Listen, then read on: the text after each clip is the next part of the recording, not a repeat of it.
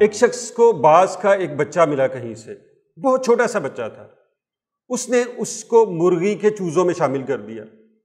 مرغی نے بھی اس کو اپنا بچہ سمجھ کر پالنا شروع کر دیا۔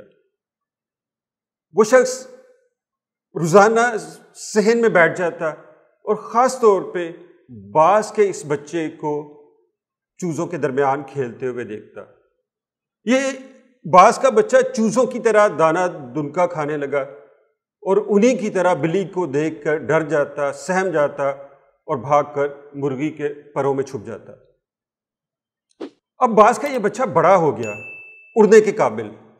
ایک دن وہ شخص اسی طرح صحن میں بیٹھا یہ منظر دیکھ رہا تھا کہ اچانک آسمان پر اڑتی ہوئی چیل کی چیخ کی آواز سن کر باز کا یہ بچہ باقی چوزوں کی طرح بھاگتے ہوئے مرغی کے پروں میں جا چھپا۔ اس شخص کو یہ منظر دیکھ کے بہت دکھ ہوا۔ اس کے ذہن میں خیال آیا کہ باز جو آسمانوں کا بادشاہ ہے وہ کس طرح زمین پر رینگ رہا ہے، اور وہ ایک چیل کی آواز سن کر ڈر گیا۔ اس نے یہ فیصلہ کر لیا کہ باز کو اس کے اصل مقام یعنی کہ آسمان کی بلندیوں تک پہنچائے گا۔ وہ باز کو ہاتھوں میں پکڑ کر ہوا میں اچھالتا تاکہ یہ اڑ سکے، لیکن چونکہ باز کو مرغی نے پالا تھا، اس کے اندر وہ مرغی کی تمام عادات ڈیولپ ہو چکی تھی۔ وہ اڑنے کی بجائے مرغی کی طرح پھڑپھڑاتے ہوئے کچھ فاصلے پر زمین پر جا گرتا۔ کئی دن کی اس ایفرٹ سے تنگ آ کر وہ شخص ایک دن اپنے گھر کی چھت پر چڑھ گیا اور وہاں سے باز کو ہوا میں اچھالا، لیکن اب بھی باز پھڑپھڑاتا ہوا کچھ دور جا کر صحن میں نیچے گر گیا۔ اس نے یہ پریکٹس چھت پر چڑھ کر بھی کچھ دن کی، لیکن بے سود رہا۔ آخر کار ایک دن وہ باز کو لے کر اپنے گاؤں کے قریب ایک بہت اونچے پہاڑ پر چڑھ گیا۔ اس پہاڑ پر چڑھ کر اس نے باز کو ہوا میں اچھال دیا۔ باز اڑنے کی بجائے اسی طرح پھڑپڑاتا ہوا نیچے کی طرف آنا شروع ہو گیا، اور ایک ٹائم تک وہ پھڑپڑاتا رہا۔ بالآخر اس نے پھڑپڑانا بھی چھوڑ دیا، شاید وہ تھک گیا تھا۔ اب وہ بڑی تیزی سے نیچے زمین کی طرف گر رہا تھا۔ اس شخص کو، اس کے مالک کو اب ڈر لگا، خوف آیا کہ خدا نہ خواستہ یہ نیچے گر کے مر نہ جائے۔ باز بڑی تیزی سے نیچے کی طرف جا رہا تھا۔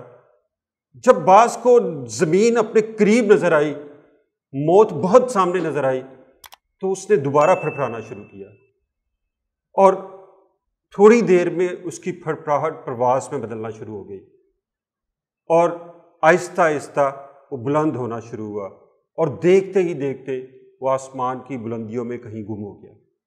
اس کہانی سے ہمیں یہ سبق ملتا ہے کہ ٹریننگ اور انوائرمنٹ کا انسانی زندگی میں بہت اہم کردار ہوتا ہے۔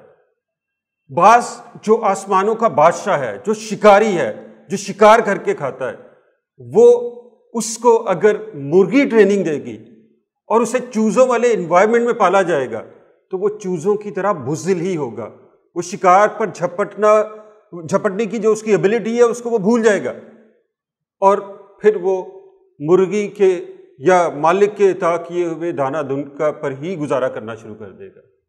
دوسرا سبق ہمیں یہ ملتا ہے کہ مشکلات سے گھبرانا نہیں چاہیے۔ مشکلات انسان کو زیادہ سکھاتی ہیں، کیونکہ عام حالات میں ہم اپنی ایبلٹیز کو زیادہ استعمال نہیں کر پاتے، لیکن جب مشکل آتی ہے اور ہمارے پاس کوئی راستہ نہیں بچتا تو ہم اپنی ایبلٹیز کو ایکسٹریم پر جا کر استعمال کرتے ہیں۔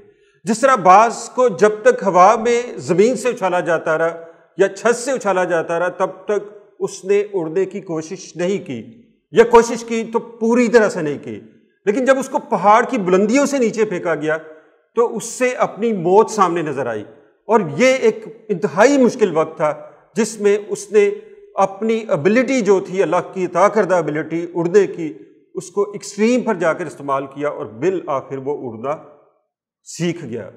اس لیے اپنے بچوں کی ایجوکیشن، ٹریننگ اور انوائرمنٹ پر خصوصی توجہ دیں۔ ہارڈ شپ سے نہ گھبرائیں، انہیں مشکلات کو فیس کرنے کی عادت، حوصلہ دیں تاکہ جب کبھی زندگی میں مشکلات آئیں تو وہ ان کو آسانی سے فیس کر سکے۔ ادروائز کیا ہوگا کہ وہ عقاب کی طرح دانہ دن کا کھا کر گزارا کرتے رہیں گے۔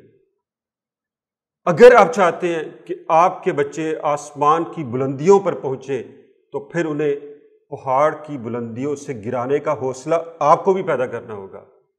اسی موقع کے لیے اقبال نے فرمایا تھا، تندیے باد مخالف سے نہ گھبرا اے عقاب، یہ تو چلتی ہے تجھے اونچا اڑانے کے لیے۔ وش یو بیسٹ آف لک۔ اللہ حافظ۔